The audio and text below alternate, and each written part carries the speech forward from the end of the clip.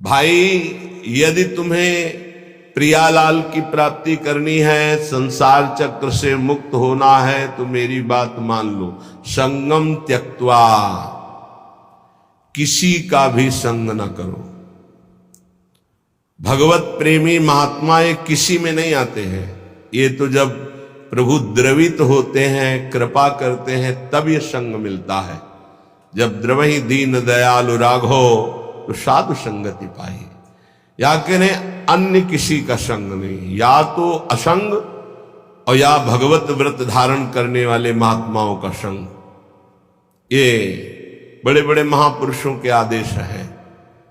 एकस चरण रहस चित्त मनंती से युंजीत तद वृत्ति सुसाधुश्चेत प्रसंगा। या तो असंग और या तो जिनका चित्त परमात्मा में लगा हुआ है, ऐसे साधुओं का संग, अन्यथा नहीं। आगे कह रहे हैं एक पिशाच है सबके हृदय में, काम पिशाच। यह ऐसा राक्षस है, कभी अघाने वाला नहीं। भगवान ने इसे महापापी कहा है।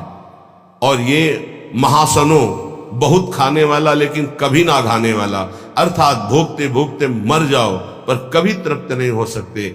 इसलिए ये जो पुरुष शरीर का आकर्षण विपरीत शरीरों के प्रति है, ये राक्षसी भाव है। गृहस्थी में धर्मयुक्त एक पत्नी व्रत या एक पति व्रत लेकर के इस पिशाच पर विजय प्राप्त की जाती है। और विरक्ति में पूर्णतया भगवान के आश्रित होकर, गुरु भगवान के आश्रित होकर इस विकार पर विजय प्राप्त की जाती है। साधन में बड़ी ऊंचाई तक ये काम भ्रष्ट कर देता है। इसे पिशाच कहा गया है।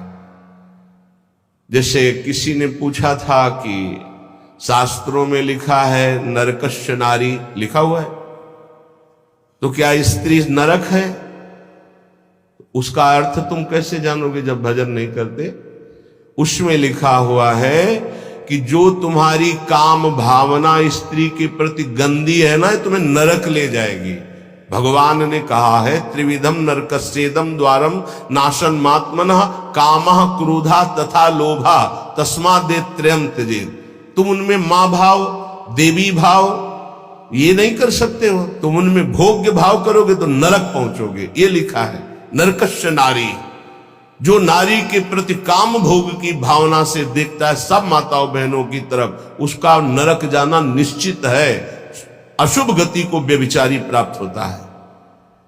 जो शास्त्रों की भाषा को नहीं समझते हो, शास्त्रों के प्रति अंगुली उठाने लगते, उसमें ऐसा लिखा है। ये बड़े बड़े देशभक्त, बड़े बड़े भगवत भक्त इन्हीं माताओं से प्रकट होते हैं। हमारे भाव को पिशाच कहा गया है। ये देखो, पिशाच चढ़ जाता है तो कैसा राक्षस होता है, कैसा व्यवहार करता है। उस सृष्टि में आप आंख खोल के देख लो। मनुष्य कोई ऐसा कर सकता है? राक्षस करता है, पिशाच करता है। ये काम पिशाच है। ये चढ़ जाए तो पूज्य और जिनका हम रक्षण करना चाहिए उनका शोषण प्रारंभ कर देता है। ये ऐसा नीच है, भगवान बचावे। बहुत ही पापी है, बहुत ही खाने वाला, कभी ना घाने वाला, इसलिए इसको कहा गया है। जहां कोई अर्थ भावना को नहीं समझ पाता है, वहां शास्त्र पर अंगुली उठाता है। जैसे इस श्लोक को अगर साधारण शब्दों में लिया जाए और उसका उत्तर दिया, गलत हो जाएगा। संगम त्यक्त्वा स्त्री पिशाच्याः, इसका भाव है स्त्री के प्रति जो काम भाव तुम रखते हो, पिशाच भाव है, तुम्हें राक्षस बना देगा। इसलिए भगवत प्रेमी महात्माओं का संग और असंग और विपरीत शरीरों के प्रति काम भाव का चिंतन, ये तुम्हें राक्षस बना देगा। राक्षस जो अपनी ही केवल वासनाओं की पूर्ति चाहता है, वो जैसे भी हो उसे राक्षस कहते हैं। समस्त वासनाओं पर सम्यक प्रकार से विजय प्राप्त की हुई महात्मा को भगवत साक्षात्कार होता है। जिसे एक बार भगवत साक्षात्कार हो जाता है, वो जिधर देखता है उधर वही दिखाई देते हैं। रूप छके घूमत रहे, तन को तनिक न भान, नारायण दीर्घ जल भाई यह प्रेम पहचान। ऐसा थोड़ी कि तुम बोल दो कि मैं डॉक्टर हूं तो डिग्री है तुम्हारे पास, चलो ऑपरेशन करके दिखाओ। सम्यक रूप से तब माना जाएगा। ऐसे ही तुम भगवत साक्षात्कार किए हो तो काम क्रोध लोभ मोह मद मत्सर इनके विजेता होगे, मान अपमान निंदा स्तुति इनको समान समझने वाले होगे। तभी कह रहे सम्यक रूप से समस्त वासनाओं का मूलच्छेद करके जो दैव के द्वारा प्राप्त प्रारब्ध के द्वारा प्राप्त शरीर पोषण को करते हुए देह यात्रा का निर्वाह करते हुए रात दिन भजन करता है, उसके हृदय में प्रेम प्रकाशित होता है। फिर ध्यान दीजिए, संगम त्यक्त्वा, समस्त संगों का त्यागी कहां से होता है? भगवत प्रेमी महात्माओं के संग से। सर्व संगोपहो ही माम, संतों का संग सब संगों का त्याग करा देता है। फिर कह रहे स्त्री पिशाच्याह, ये जो पिशाच भाव राक्षस भाव माताओं बहनों के प्रति या प्रतिकूल शरीरों के प्रति भोगने का है, ये तुम्हारी दुर्गति कर देगा, इसका त्याग करो। सम्यक रूप से समस्त वासनाओं का मूलच्छेद करके देह निर्वाह के लिए जो भगवत विधान से होता है उसको महलों में रखे चाहे झोपड़ी में वास दे, कोई इच्छा नहीं, ऐसी देह यात्रा का निर्वाह करते हुए वो महापुरुष भगवत साक्षात्कार के योग्य हो जाता है, उसके हृदय में प्रीति प्रकाशित हो जाती है। ना कुरु न वद, ना कुरु ना वद किंचित विस्मराशेष दृश्यम, स्मर मिथुनम महस्तद गौर नीलम स्मरार्तम, बहुजन समवायाद दूरमुद्विजयाहि, प्रिय निवसस्तु दिव्य श्रील वृंदावनांतः। ऐसा कुछ मत कर कि तू फंस जाए। कितने कृपालु हैं हमारे गुरुजन महापुरुष, बड़े प्यार से कह रहे हैं कि तू अभी समझता नहीं है। विषय चुगा जिन चुगे मन, चुगत कछुक सुख होए, फिर फांसी ऐसी लगे तेईसम दुख न। आपको भोगने में तो लगता है बहुत अच्छा है, लेकिन उसके अंदर जो आसक्ति रूपी कांटा है वो जब फंस जाएगा तो तड़पड़ाओगे, तड़पोगे, निकल नहीं सकते। ये ऐसा दलदल है कि गुरु कृपा निकाले या हरि कृपा निकाले, दूसरा निकाल नहीं सकता, पक्का समझ लीजिए। जानते हुए भी कि ये गलत है, नहीं करना चाहिए, आप वही करोगे। यदि आपके हृदय में गुरु चरणों का आश्रय और नाम जप नहीं तो तुम्हारी ताकत नहीं कि तुम रुक जाओ।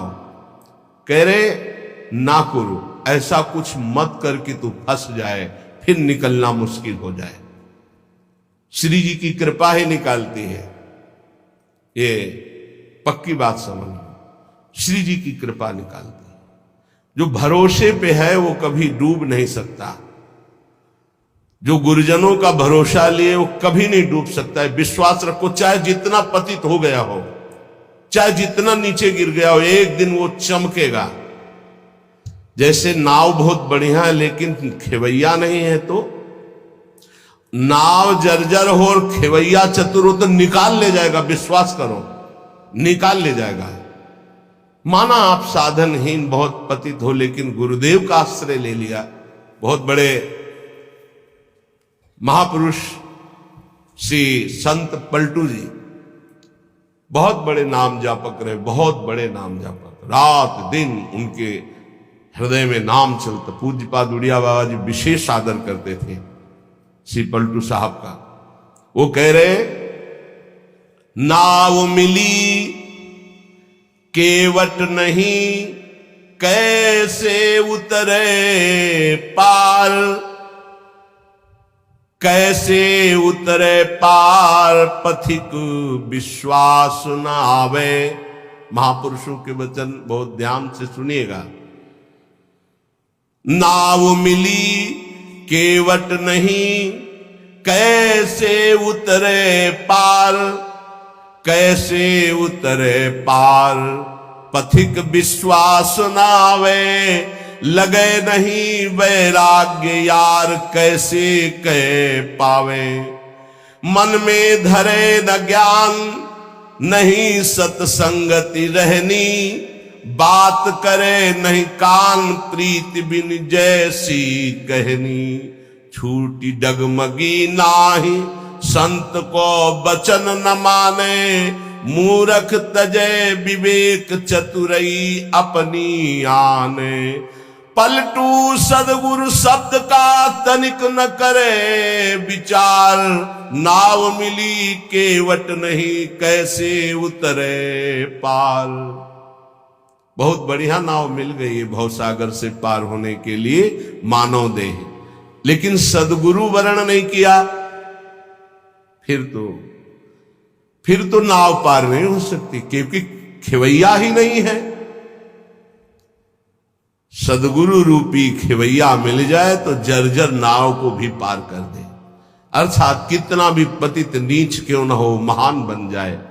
कैसे उतरे पार पथिक विश्वास न आवे।